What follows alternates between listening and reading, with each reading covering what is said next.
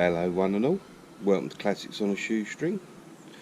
Today we're going to try and do some work on the Toyota Land Cruiser as the internal handbrake cable snapped. On these they're discs all round, but the handbrake works on rear shoes set up on the internal of the brake disc, and on the rear of them they have a little crank arm that the cable connects to, and inside the housing there's little miniature cables, best way I can explain it, and one of them has snapped, so I'm going to replace the pair of them and replace the rear brake shoes, being that rear brake pads, being that I've got it all in pieces. The shoes are absolutely fine for the actual handbrake. These are what they are meant to look like. This hooks onto the brake shoe, this hooks onto the cranking arm that comes through the rear plate, and this is my one. Don't know if you can quite see that, but obviously the one that's broke is missing the end. So got some new rear brake pads and two new crank arms. So we'll crack on with this today and see if we can get it done. Right, we've got it jacked up on the old axle stands, which was fun and games. Didn't film it because my jack's had it.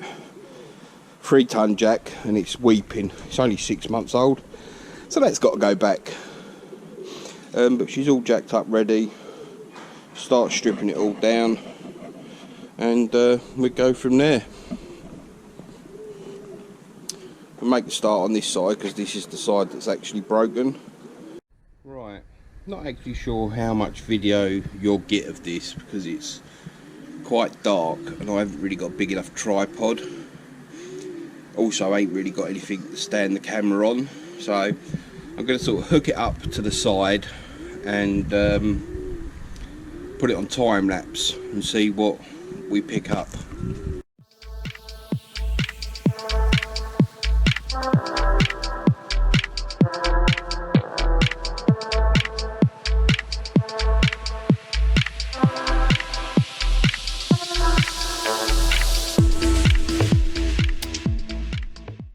Right, that's all stripped off.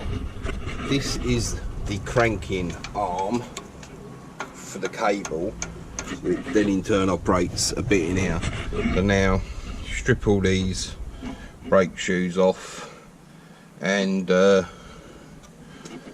let's try and change the part out.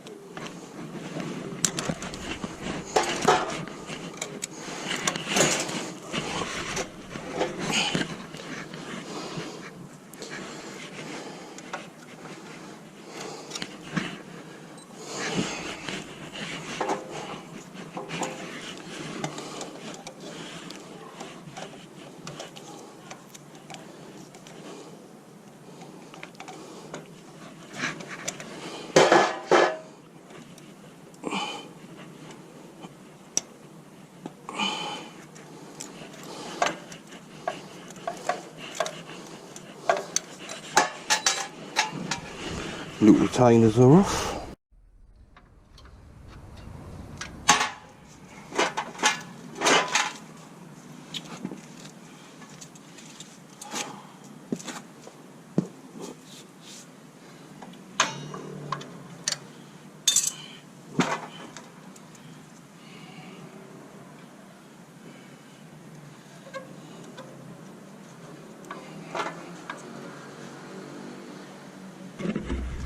Right, now I've got to disconnect that spring to get this on.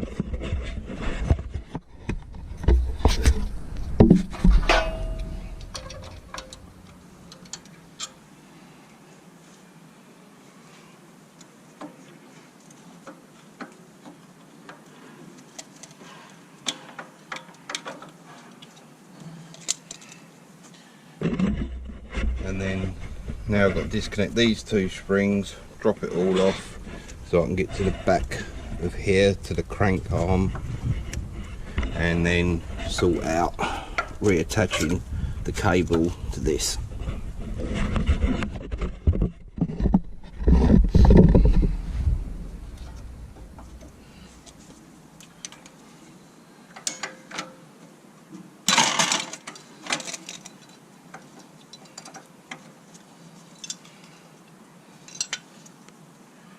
These are the extra long dog bones. They're slightly longer than the standard ones.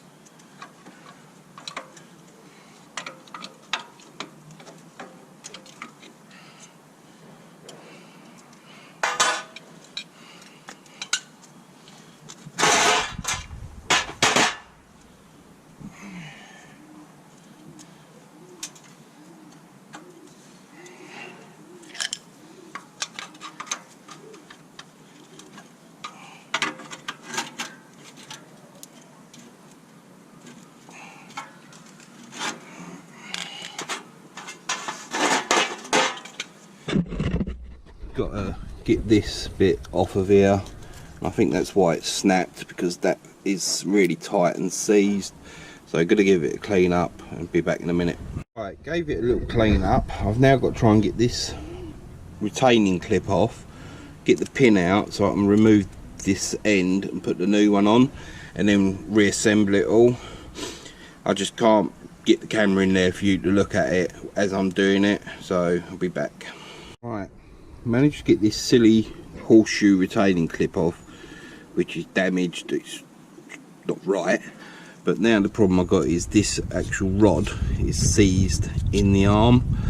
So now a bit of penetrating oil on there, try and get it out. This hopefully it will come free. Bit of penetrating oil, I actually freed that part of the arm up. Now let's hope it soaks through so I can pop this pin out, because I don't really want to have to unbolt it all, drill it out and replace it with a lock nut and that. A bolt with a lock nut on. I'd rather replace it with put the original back in. Right, got it out. Ended up having to put a little punch on it and a few gentle little taps. Obviously that's the snapped end. So again, clean all this up, clean this up a little bit. I really don't know if to put a little bit of anti-seize on that, because I don't want it to warm up and go everywhere. So I think I'll just go for cleaning it up and putting it back in. I think I'll just put the smallest smear of anti-seize around it. And obviously where I've sprayed anti-seize, WD-40, GT85, whatever you want to use in there, make sure you clean it out afterwards with brake cleaner, because obviously you don't want any contaminants getting onto your brakes. Right, that's the new cable in, nice and free. I did go for a bit of anti-seize around it, and you've got to remember this clip is useless, and to make sure to pinch it closed again. So that's done. Now it's a case of reassemble the brakes and get on, do the other side and adjust it all up. I'm not going to film doing the other side. This is just a quick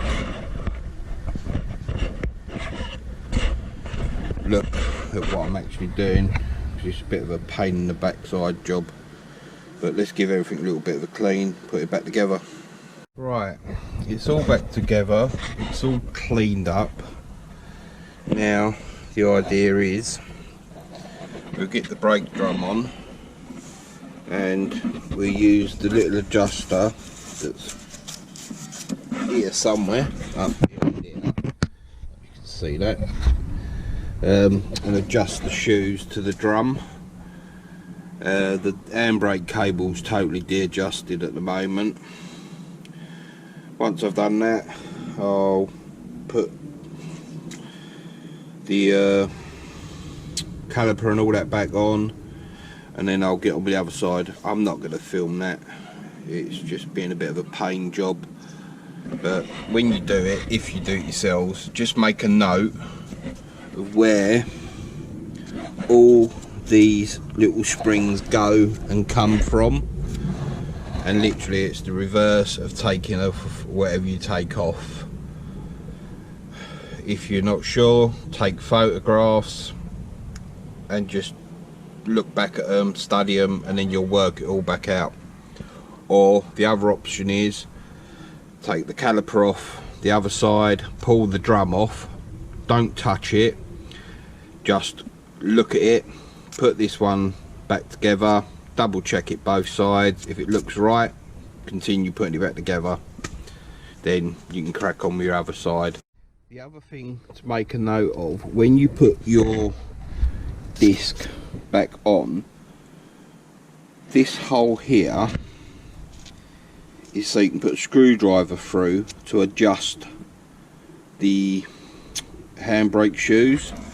This hole needs to line up with this odd cutout. The rest of them are the same, apart from that one and that one. As long as it lines up with one of them, you're okay.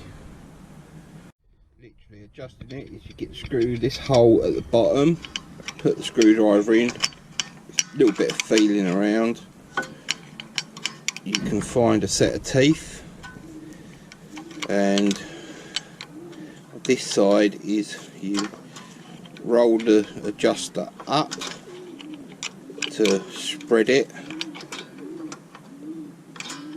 and the little spring inside is meant to sit on there.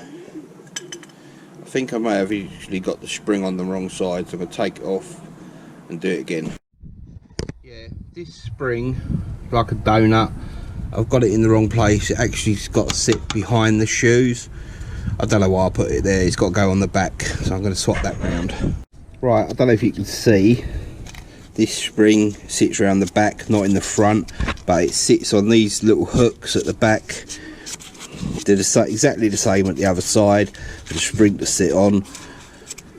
So now put the adjuster back in here, and I can go to adjusting it all up.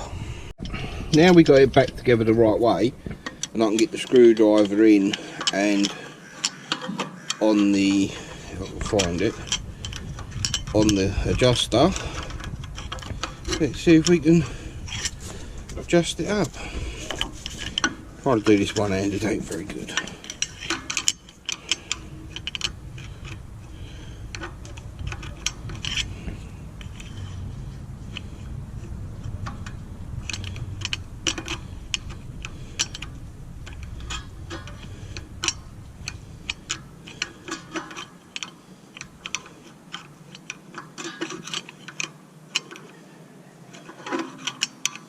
I can never get on it, bloody thing. There we go.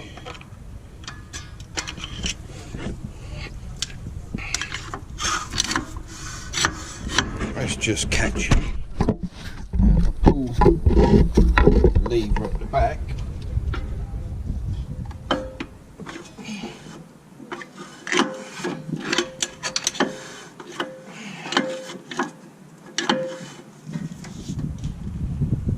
a little tiny bit more.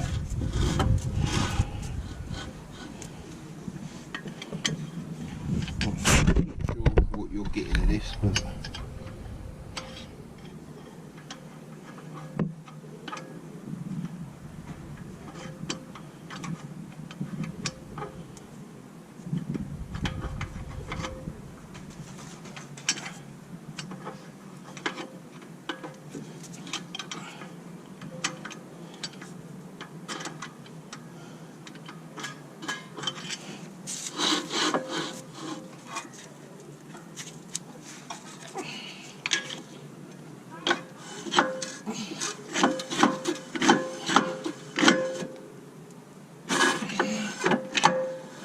that's working. Right, we'll do that for now.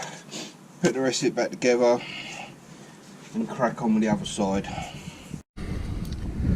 Right, when you come back to pushing your piston in to get your caliper back on, always remember to take the reservoir cap off. It just makes it so much easier for you to be able to push that back. The amount of times I've sat here trying to do it and forgot to take the reservoir cap off is countless. The other thing is, don't bother painting your calipers and housings, because unless you get under there once a week, clean them all off and service them weekly, the dust and grime just eats through the paint and they look absolutely terrible, just like these ones do now. Anyway, let's get the